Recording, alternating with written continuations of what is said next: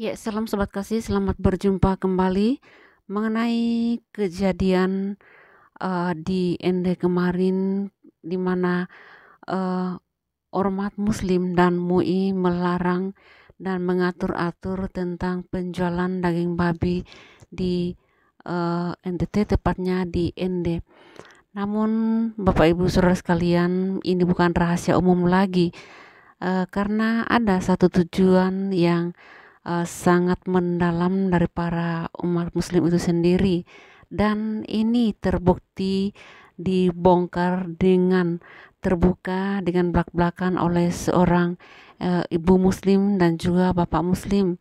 Mereka ini bukan orang biasa, tetapi pernah mengambil peranan penting di sana sebagai kelompok atau ormas yang bercita-cita membuat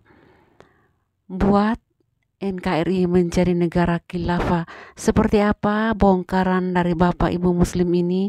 Mari kita simak bersama-sama videonya berikut ini. Jadi agenda mereka yang pertama mendirikan DPRD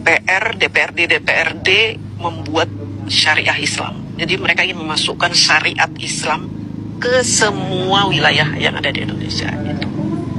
Makanya mereka mulai berhasil bikin di Banten, ingat nggak Bang? Perda syariah Islam. Oh ya, perda syariah. Itu kesuksesan mereka tuh kala itu. Kubu-kubu itu mereka bikin di Perda Banten. Kalau di Aceh kan mereka sudah aman lah. Di Aceh memang ini kan memang syariah. Ini anggota DPRD-nya untuk bikin perda syariah. Ya, mereka sukses. Dan ini rencananya kalau di tiap-tiap daerah sudah ada perda syariah, mereka harus menguasai Indonesia. Jadi ini kecil-kecil dulu nyusupin. Apa tujuan akhirnya itu, Bu? Negara khilafah. Negara khilafah. Itu nggak sekedar pepesan kosong, tuh bener. Itu serius, Bang, serius. Dan mereka ada yang mendanai dari asing. Ada yang mendanai dari London. Oh, kalau dari London kan kantor pusat HTI kan memang di situ, Bu. Hizbut Tahrir kan memang kantor pusatnya di London. Nah, itu dia. Dari situ mereka dibiayai. Kenapa HTI disuruh berfokus di Indonesia? Karena di Indonesia itu penduduk Islamnya terbanyak. Maka dianggapnya lebih mudah untuk membuat negara ini ya seperti negara Islam gitu. Awalnya kan mereka orang-orang asing itu, Bang, mengira Indonesia itu kan negara Islam. Awal-awalnya. Bahkan saya pernah ngobrol dengan teman-teman itu, saya juga ada komunitas kan dengan teman-teman mancanegara itu. Oh, kamu itu di Indonesia itu negara Islam? Bukan. Negara republik, demokrasi dasarnya. Bukan Islam. Tapi kan itu negara umat Islam paling banyak ya, tapi kita bukan negara Islam. Nah, atas dasar itulah makanya orang-orang asing itu ingin HTI itu bercokol di Indonesia. Dan mereka udah banyak banget, Bang. Jutaan ada di Indonesia. Nah, ketika Pak Jokowi kemudian menganggap itu sebagai ormas terlarang, apa yang menjadi catatan Ibu DJ saat itu? Apakah artinya mengkonfirmasi iya wajar kalau ini dilarang? Dan sampai tahun berapa Ibu masih terlibat di sana, di grup itu maksudnya? Nah, di grup itu saya akhirnya menyadari bahwa ini kayaknya komunitas nggak benar juga gitu. Karena pas sedikit-sedikit bicara makar, sedikit-sedikit bicara kudeta, sedikit-sedikit demo, sedikit-sedikit ini. Bahkan mereka menyebarkan selebaran-selebaran untuk menolak gereja lah, apalah. Ini menurut saya kayaknya, wah ini nggak beres ini. Akhirnya saya keluar di tahun 2011. 2011 saya udah keluar dari grup itu udah. Berarti ada 5 tahun nggak Ibu bersama? Dari 2006 sampai 2011, 5 tahun. Cukup lama ya? Lama sekali, lama, dan saya lumayan saya donatur saya di situ. Oh. Jadi kalau ada kegiatan apa demo ya saya donaturnya, makanya saya dirangkul bener sama mereka. Dan Bang tahu nggak, waktu saya mendukung Bapak Jokowi 2014 itu teman-teman saya yang ada di grup itu neror saya setiap hari. Kamu bajingan, kamu dulu, kamu. Oh. Karena mereka nggak mendukung siapa Bu waktu itu? Waktu 2014 itu Prabowo. Hatta berarti. Hatta, iya. 2 periode mereka mendukung, Pak. Karena PKS di situ. Karena ada PKS. Kan PKS itu partai yang mengakomodir mereka. HTI ini. HTI dan FPI. Yang berbahaya menurut Ibu HTI atau FPI, Bu? bagi kepentingan demokrasi kita, bagi kepentingan ideologi kita. Dua-duanya bahaya. Dua-duanya bahaya. Cuma kalau HTI ini lebih berbahaya dari FPI, karena HTI ini kan mereka bener-bener pilihan orang-orang yang militan banget ini di HTI. Kalau FPI kan dia gerombolan preman-preman yang dipakein jubah. Oh, bedanya di sini. Bedanya di situ. Kalau HTI bener-bener militan, bener-bener muslim yang taat, yang militan, yang dicuci otaknya setiap hari, itu HTI. Kalau FPI ada keinginan juga negara khilafah tuh. Ya sama. Sama juga. Karena orang HTI juga ada di FPI kan. Oh. Kan mereka dulu ada FUI namanya. Iya FUI ya. Iya. Banyak bang dulu ormas-ormas Islam itu mereka jadi satu. Nah, kalau kita lihat salah satu bahkan sebagian besar ya orang-orang yang terkait dengan ijazah palsu ini, ya kan, bahkan salah satu pengacara mereka itu kan jelas-jelas tuh orang HTI ya, Markosinudin itu. Apakah mereka sekarang ini memang sedang memanfaatkan kendaraan ini lewat Roy Suryo sebenarnya? Iya. Bagaimana Ibu membacanya ini? Ketika Ibu paham bahwa HTI itu sejelek itu memang niatnya, artinya kan niat dia kan memang sudah bisa dianggap itu niat yang dari dirinya sendiri itu sudah ada niat makar. Iya kan? HTI itu kan begitu. Iya. Ingin merubah konstitusi, ingin merubah dasar negara, menjadi negara Islam, kan begitu. Bahkan mengharamkan Pancasila. Ada semacam doktrin seperti itu, Bu ya? Iya. Bendera haram, Pancasila haram, UUD 45 haram. Mengharamkan semuanya. Jadi kalau kalian masih hidup di negara yang masih berdasarkan Pancasila, benderanya merah putih, kalian murtad, haram kalian. Akhirnya berbondong-bondong orang mendukung PPHT untuk merubah itu semua supaya nggak masuk neraka gitu kan. Kan mereka doktrinnya nakut-nakutin neraka. Nah, kenapa Bu ya? Orang-orang kayak Pak Fahrul Razi, kayak Pak Sunarko, ya, para purnawirawan itulah ya, kok sekarang bersimbiose dengan mereka? Apakah hanya karena mereka dulu pernah ada di kubu Anies Baswedan? Jadi punya sakit hati yang sama, punya kepentingan yang sama, ya, termasuk juga bahkan yang intelijen pun menjadi konyol begini kan sikapnya. Masa intelijen memberikan analisa terbuka ke publik, kan itu konyol, kan gitu loh. Iya. Gimana Bu? Jadi begini, para purnawirawan kenapa bergabung dengan FPI-HTI? Karena menyangka bahwa FPI-HTI itu masih banyak pasukannya. Oh, menyangka dengan ngira ya. Ngira. Kan mereka butuh people power. Selama ini kalau mereka ngomong revolusi people power. Yang punya people power siapa mereka sekarang? FPI-HTI itu masih banyak. Walaupun sudah dibubarkan itu masih banyak bang. Oh iya, masih banyak akar-akar. Bahkan mereka punya sekolahan, mereka punya universitas. Mereka udah mengakar kemana-mana. Makanya mereka berafiliasi dengan mereka. Oh itu. Iya. Itu membuat mereka merasa yakin karena mereka merasa punya massa. Betul. Dan abang tahu kan ada gerakan rakyat sekarang yang lagi ormas gerakan rakyat yang di dalamnya ada Anies Baswedan. Nah itu orang-orang itu. Oh iya kan katanya mau Armin mau lagi mendirikan ormas. Oh ternyata ormas itu. Ormas itu ya orang-orang itu. Berarti ormas itu sebenarnya adalah mantan HTI dan FPI yang ada di situ. Rata-rata. Berarti bisa dikatakan ormas yang akan didirikan Anies Baswedan ini adalah representasi dari ormas terlarang yang sudah dibubarkan Pak Jokowi. Betul. Apakah pemerintah akan mengizinkan seperti itu Bu? Walaupun mereka di atas kertas ya, agar mendapatkan izin ya kan, terdaftar dan seterusnya dari pemerintah dasar negara Pancasila. Padahal itu hanya teks saja, tapi jiwanya Ibu yakin? Yakin saya. Itu kan hanya kulit aja. Mereka bilang gerakan rakyat lah apa namanya kan. Karena apa? Selama ini kan apa Bu nama ormasnya Bu? Gerakan rakyat kalau nggak salah. Gerakan rakyat. Kan selama ini FPI yang dibubarkan, HTI dibubarkan, mereka pingin bikin lagi ormas baru dengan nama FPI yang tadinya Front Pembela Islam jadi Front Persaudaraan Islam, Persatuan Islam, tuh kan ditolak sama Kemkumham karena ketuanya kan masih Siri. Akhirnya mereka membuat sebuah ormas yang besar yang di dalamnya mungkin tidak ada Rizik, tidak ada ini, tapi tetap saja dengan visi misi sama seperti mereka ini. Nah, Ibu melihat ormas gerakan rakyat yang konon katanya akan dipimpin oleh Anies Baswedan ini adalah Berarti Anies sadar bahwa dia sedang merepresentasikan bagian dari HTI. Apa bisa dibaca seperti itu? Saya bacanya begitu. Makanya berbahaya Anies Baswedan. Menurut saya, Bang. Berarti Anies punya pemahaman di kepalanya, sebenarnya di dalam hatinya dia bersepakat dengan agenda-agenda dan tujuan-tujuan dari Hizbut Tahrir Indonesia itu yang sudah terlarang. Misalnya HTI kan akan akan mengharamkan Pancasila.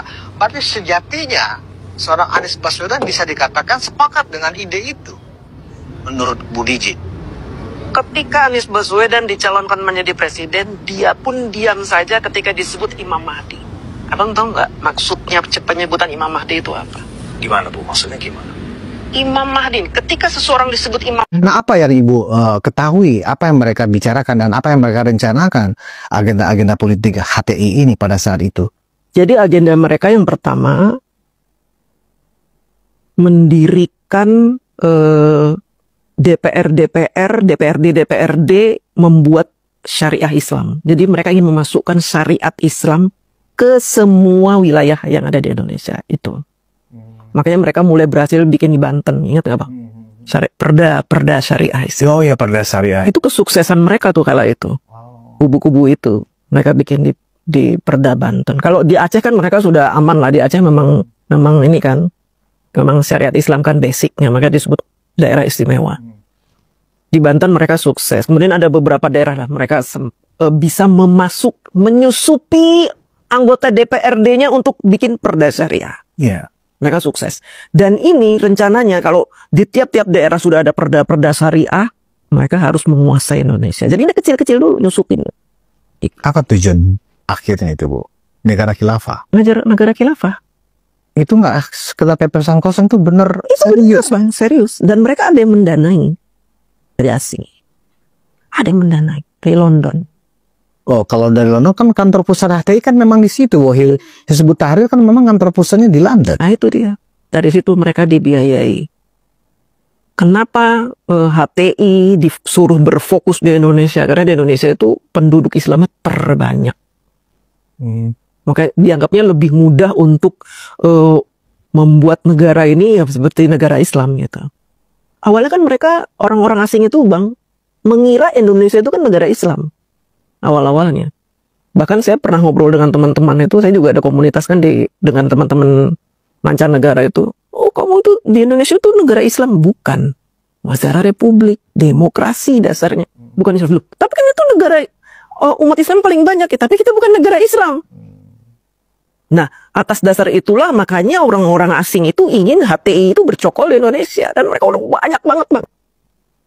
Jutaan ada di Indonesia. Nah, ketika Pak Jokowi kemudian menganggap itu sebagai ormas terlarang, apa yang menjadi catatan Ibu Dija saat itu? Apakah artinya mengkonfirmasi, iya wajar kalau ini dilarang? Dan sampai tahun berapa Ibu masih terlibat di sana, di grup itu maksudnya? Nah, di grup itu saya akhirnya menyadari bahwa ini kayaknya komunitas nggak benar juga gitu.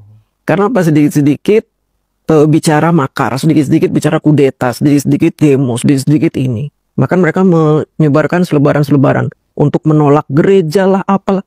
Ini menurut saya kayaknya, wah ini nggak beres ini. Akhirnya saya keluar di tahun 2011. 2011 saya udah keluar dari grup itu udah. Berarti ada 5 tahun nggak Ibu bersama? Dari 2006 sampai 2011, 5 tahun. Cukup lama ya? Lama sekali, lama. Dan saya lumayan saya donatur saya di situ. Oh. Jadi kalau ada kegiatan apa demo ya saya donaturnya. Makanya saya dirangkul bener sama mereka.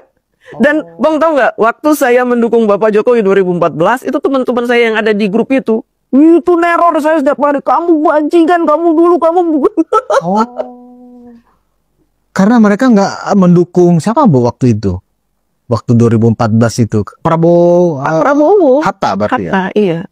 2 periode mereka mendukung Pak. Karena PKS di situ. Karena ada PKS. Kan PKS itu partai yang mengakomodir mereka.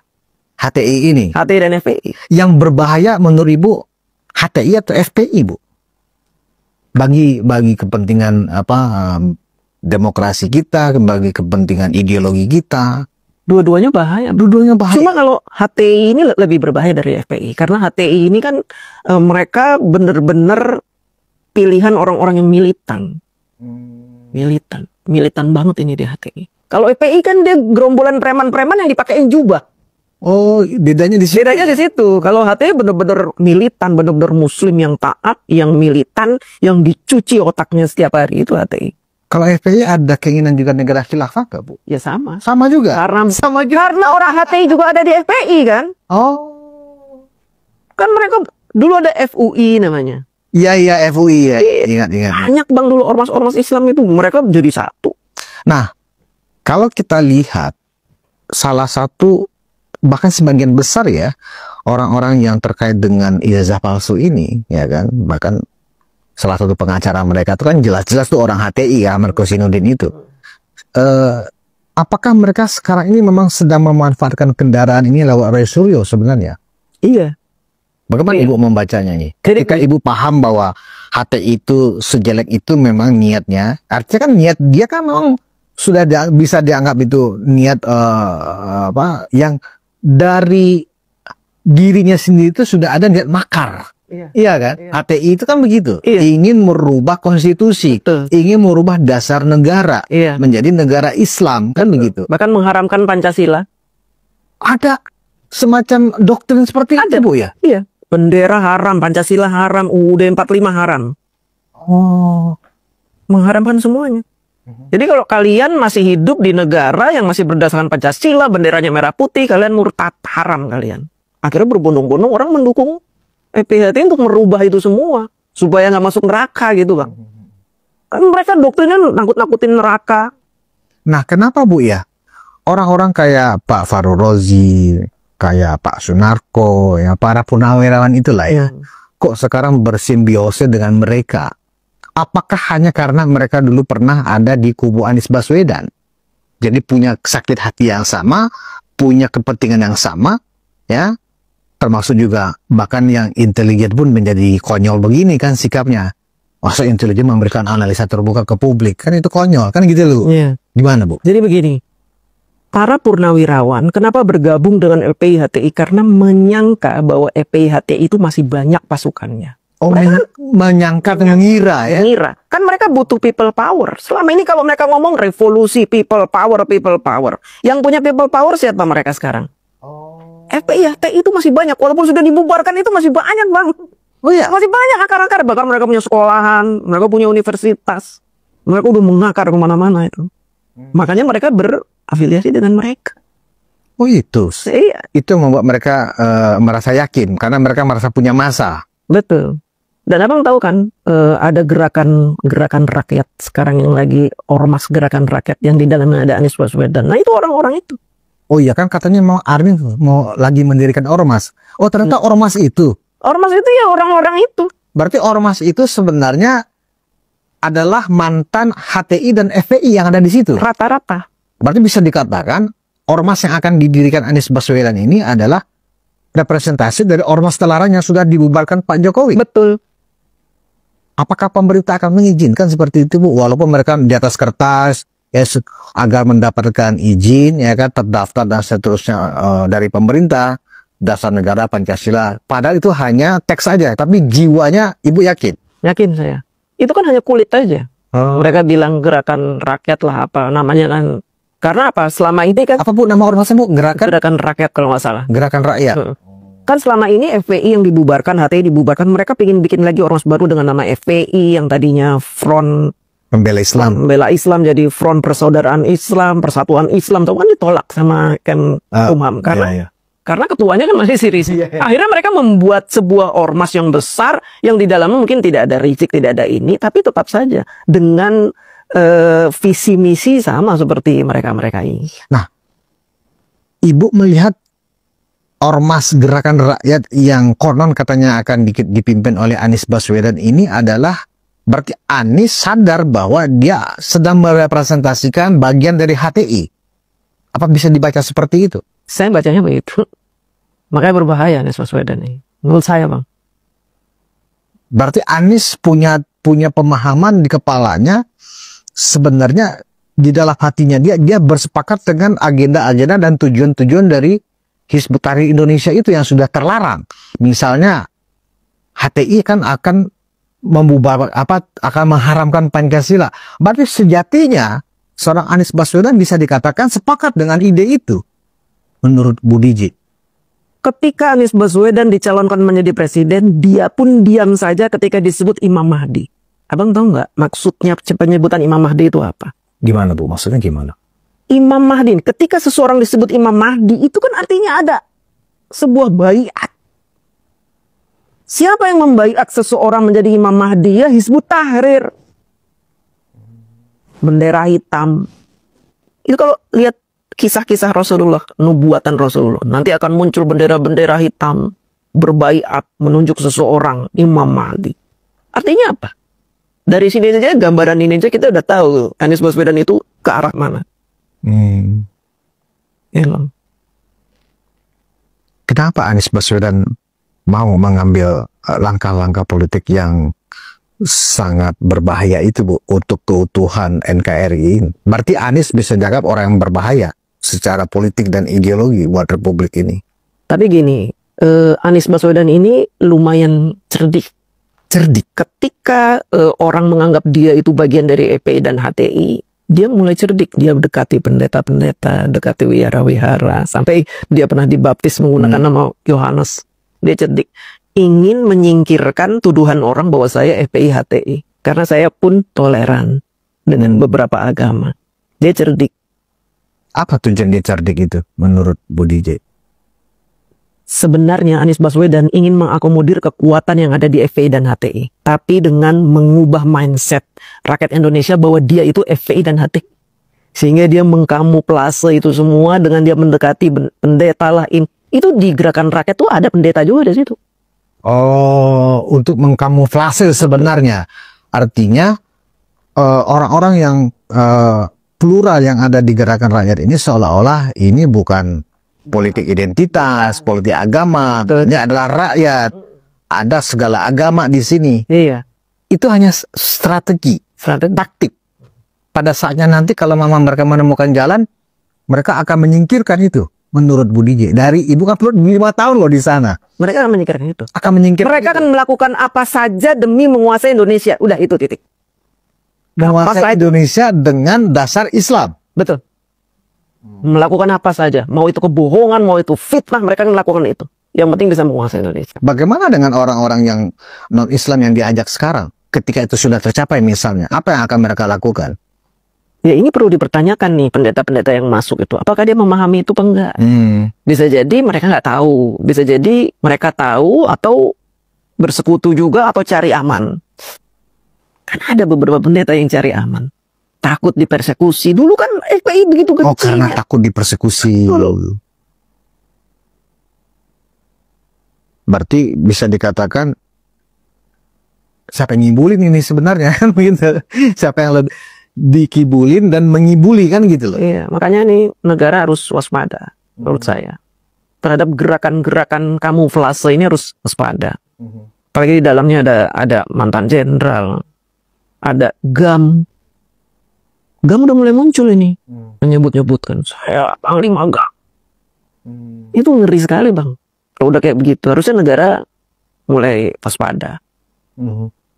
Karena saya kan pernah di dalamnya, kemudian saya pernah menjadi target untuk dipersekusi oleh mereka. Nama saya masuk ke daftar orang yang dicari HTEPI. Karena ibu kemudian keluar ya? Betul. Saya nomor 11. Maunya mereka sebenarnya ibu tetap bertahan di dalam? Maunya mereka saya berhenti, tidak usah ngomong. Gak usah ngomong apa-apa tentang FPI, HTI, saya harus suruh diam. Makanya nomor 11 saya masuk target mereka. Dan sudah dilakukan. Saya pernah dipersekusi, Bang. Oh ya? 30 orang datang ke kantor. Ke kantor ibu? Mereka mau culik itu maksudnya? Enggak, mereka alasannya pengen ketemu, mau bicara soal perburuhan. Karena saya paham juga tentang buruh. Iya. Ternyata enggak, mereka bicara tentang status-status saya di medsos. Ungkapan-ungkapan saya tentang FPI, HTI. Mereka bicara itu. Ibu loh, ini orang siapa kok tahu ngomong tentang status saya di Facebook, status. Ternyata mempersekusi saya. Emang ibu mau diajak keluar kantor gitu oleh mereka? Mereka datang, kebetulan orang-orang itu orang kantor saya, Bang. Sebagian besar orang kantor saya. Berarti sudah tersusup sejauh itu ya mereka? Di kantor sudah saya menyusup kemana-mana. FPI, HTI banyak sekali. Itu waktu, ingat nggak demo 212 itu? Itu sebagian besar karyawan kita tuh keluar untuk ikut demo, Pak. Dan diizinkan oleh manajer-manajer kita. Manajer-manajer kita pun tersusupi, terdoktrin oleh HTI FPI. Diatur oleh kita. Bagaimana pada saat itu Bu DJ bisa lolos dari persekusi mereka? Ya notabene juga banyak teman kantornya pada saat Dulu itu. kan saya dilindungi di kantor karena aset negara. Jadi saya langsung calling security. Oh. Calling security dan saya minta CCTV-nya dicek. Jadi ini orang persekusi saya dan orang-orang langsung ditindak. Langsung dikasih SP semuanya. Nah, melihat ternyata pembubaran atau dianggap terlarangnya FPI dan HTI yang sekarang ini seolah-olah mereka mendapatkan angin dengan gerakan-gerakan dari pemakzulan, ya kan, kemudian ijazah palsu, seolah-olah mereka punya wadah gitu ya Bu ya, untuk mengartikulasikan lagi ya paham-paham mereka, punya wadah untuk menteror publik, ya kan, dengan seperti yang Bu DJ bilang, mereka menghalalkan segala cara. Iya. Artinya mereka menyampaikan dusta, ujaran kebencian, hasutan, itu bagi mereka halal kan? Halal. Ini yang terjadi saat ini. Betul. Tujuannya kan sebenarnya bukan untuk untuk mencari kebenaran tentang ijazah palsu, bukan itu. Tujuannya hanya ingin membuat gaduh, membuat kacau, tujuannya itu. Tujuannya bukan untuk yang orang Pak Jokowi ijazahnya tak ketahuan palsu, enggak. Hanya ingin bikin gaduh, bikin ribut. Makanya mereka akan terus-menerus mengeluarkan isu-isu fitnah-fitnah. Mereka berharap kalau negara kita gaduh, kacau, pemerintah terganggu, mereka bisa masuk lebih cepat. Berarti kan memang benar. Sasaran mereka sebenarnya ingin mengkudeta, ya kan, kudeta merangkal. Mereka sebenarnya dari pemakzulan, ya kan, yang seolah-olah orang fokus, mereka tuh hanya fokus ke Wapres, padahal sejatinya mereka ingin melengsarkan Pak Prabowo juga. Negara ini pengen dia bubar kan mereka. Nah, menurut Bu DJ, Prabowo Gibran ini kan menang mayoritas cukup telak ya, 58% itu kan telak gitu loh. Lawannya kan 16% dan 24%. Dan mereka nggak satu DNA lah ya, partai yang kalah ini. Dengan mobilisasi massa, ya, komunikasi publik yang ada yang seolah-olah dirijennya ini, ya kan, yang gimana-mana isu ijazah palsu, isu pemakzulan itu terus ada di podcast, di story-story, cerita-cerita yang ada di sosial media tanpa henti, ya. Bagaimana respon yang 58% ini menurut Ibu? Benar-benar ular tidur atau jangan-jangan teman-teman 58%-nya sudah mulai juga terjaga dan kemudian sedang berkonsolidasi juga untuk mencoba membentengi, ya, orang-orang yang ternyata punya agenda nggak hanya sekedar untuk menjelekkan Pak Jokowi, tapi lebih dari itu. Bagaimana Ibu menilai teman-teman yang 58% ini? Justru ketika mereka terus-menerus menggoreng-goreng isu, membuat gaduh negara, yang 58% yang tadinya tidur karena menang, nyenyak, tidur nyenyak, terbangun juga mereka. Udah mulai terbangun? Udah mulai terbangun. Teman-teman saya yang tadinya nggak aktif di media sosial, udah mulai nelpon-nelponin saya, ini gimana sih Mbak DJ, kok begini. Mereka sudah mulai tersadar bahwa negara kita ini memang sedang dibuat kacau. Dan pemerintahan Prabowo Gibran sedang diacak-acak, ingin dibuat nggak fokus untuk program-programnya Pak Jokowi, nggak fokus-fokus lagi. Nah, mereka ini ketika membuat sebuah kegaduhan di negara kita, mereka berharap bahwa kegaduhan ini akan menyebabkan negara kita hancur lebur, yang 58% beradu dengan yang 16 dan 24% ini. Mereka akan gaduh, mereka akan berseteru, tidak hanya di medsos, tapi juga di dunia nyata. Mereka menginginnya begitu. Sekarang ini kekuatan-kekuatan mereka, Bang, HTFI disuruh diam dulu. Kalian diam di masing-masing base camp. Ada tiap-tiap daerah tuh ada, Bang. Mereka punya base camp, disuruh diam. Nanti kalau sudah mulai ada letusan-letusan dari yang 58% ini, mereka bergerak. Ini serius, Bang. Makanya negara kita ini, terutama Intel harus mulai. Jadi mereka ada base camp itu di setiap kota. Ada. Waktu di Malang, Abang sampai mengira nggak sampai DPRD dilemparin api, dibakar? Itu siapa mereka itu? Ya itu yang mereka bangunkan di situ. Malang bergerak Aceh. Bangun mereka bikin ribut. Ngeri, Bang. Dan gerakan rakyat, ormas gerakan rakyat ini mungkin akan menjadi kendaraan besar mereka. Sekoci-sekocinya basecamp yang ada di tiap kota ini ya. Mereka udah punya banyak sekali pasukan. Berarti menurut Bu DJ, apa dong kerja badan intelijen kita selama ini? Kok tidak bisa cegah tangkal? Tugas intelijen kan begitu. Sebenarnya mereka sudah tahu. Cuma kan memang tidak bergerak. Jadi kalau tidak bergerak nggak bisa ditangkap, Bang. Oh. Tapi sudah dalam pengawasan mereka ini sebenarnya. Ibu yakin ya aparat kita sudah mengawasi mereka, sudah tahu titik-titik pos base camp ini di mana alamatnya, siapa ketuanya, itu sudah tahu. Sudah tahu semua, sudah terdeteksi semuanya. Sudah terdeteksi semuanya.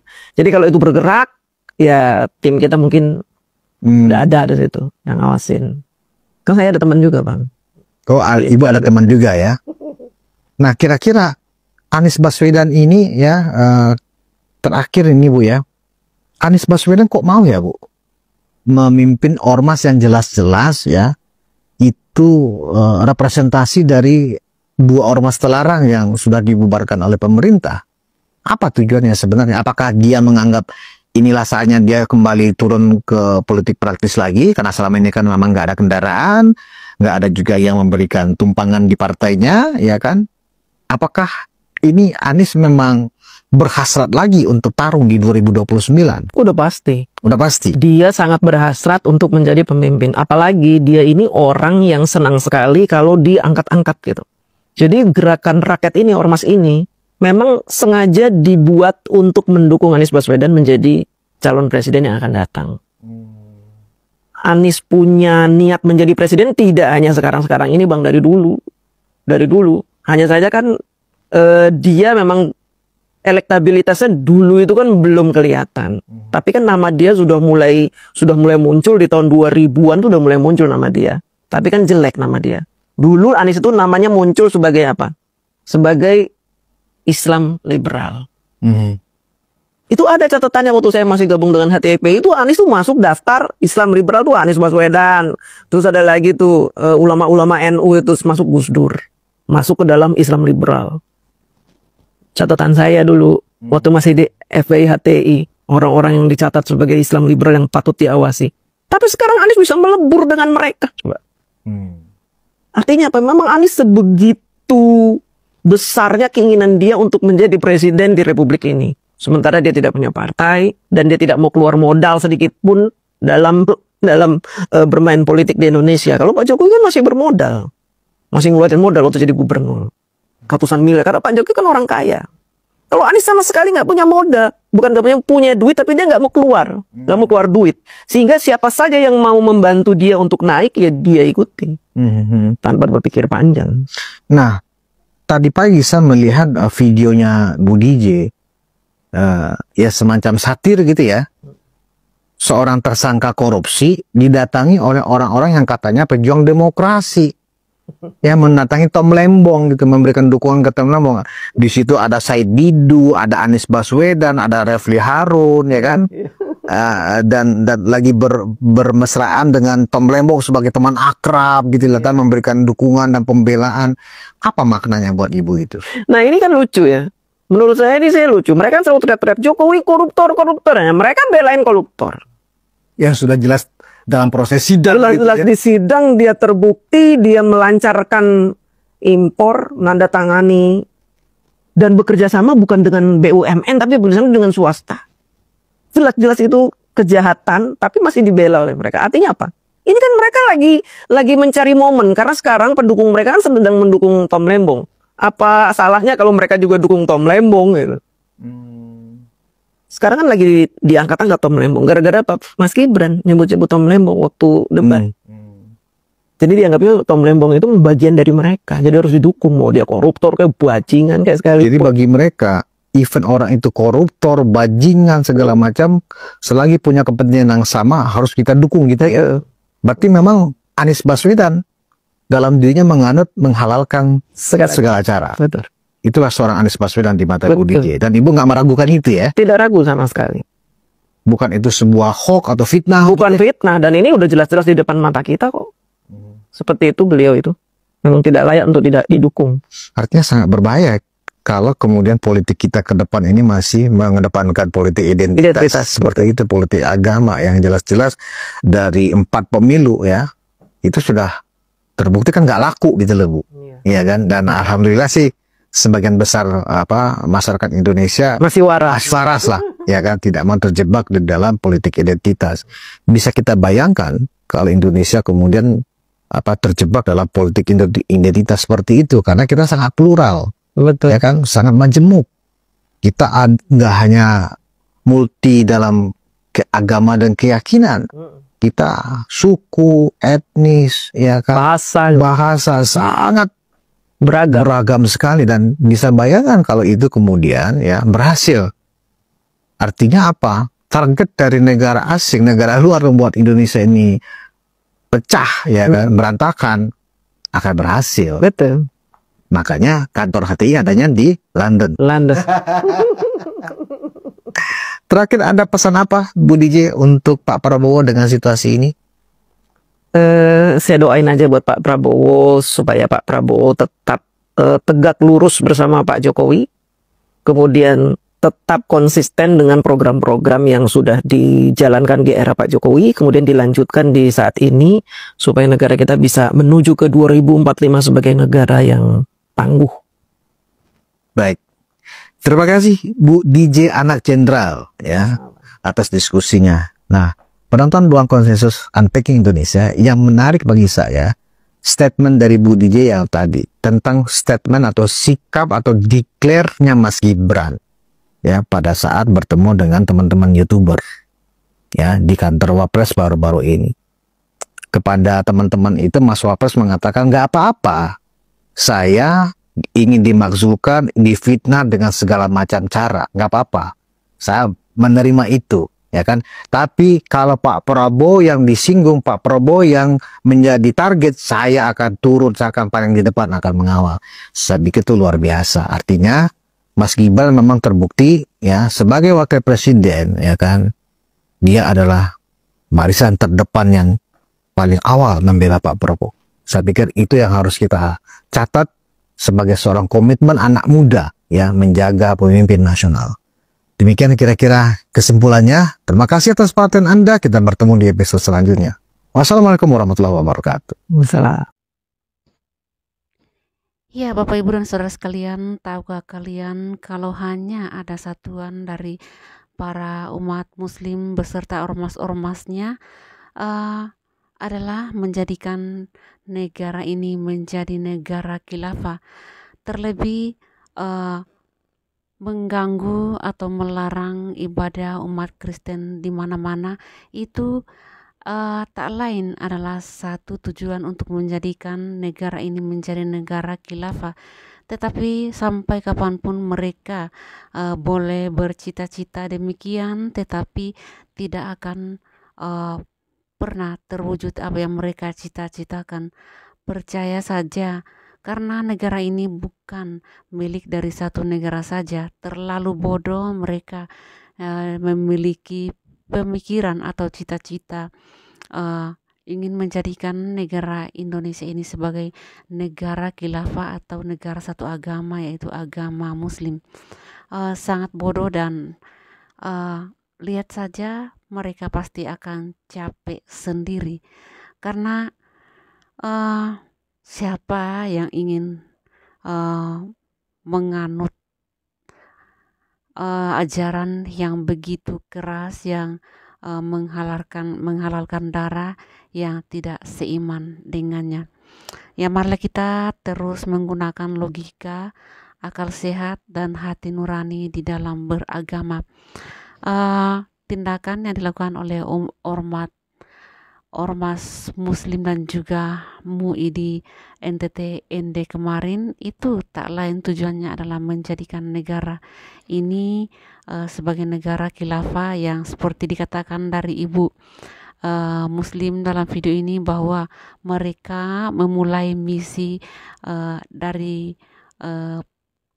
kabupaten bahkan dari desa kelurahan untuk memulai cita-cita dan misi mereka, tetapi mereka bolehlah bermimpi namun tidak akan pernah terwujud, percaya saja. Demikianlah video ini, semoga menjadi perenungan terlebih bagi warga NTT untuk terus waspada dengan tindakan ormas di sana yang mulai merasuki warga NTT. Demikian video ini, nantikan video kami selanjutnya dan sampai jumpa.